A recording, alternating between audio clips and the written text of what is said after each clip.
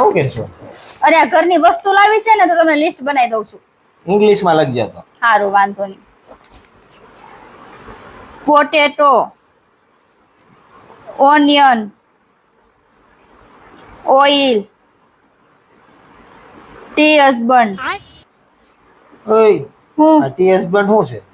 T ને ગુજરાતી શું કહેવાય? ચા. અને હસબન્ડ ને? પતિ. હા, ચા પત્તી.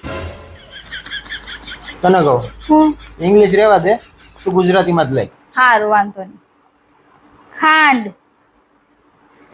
જીવન છોકરો. ઓય, હું હવે આ જીવન છોકરો શું છે? જીવન ને ઇંગ્લિશમાં શું કહેવાય? લાઈફ અને છોકરાને? બોય. Life boy. તને કહું હું એક કામ કર, તું ખાલી કે બુક મને આપી દે, હું લખતો જાઉં. લે. સારું, વાંધો નહીં.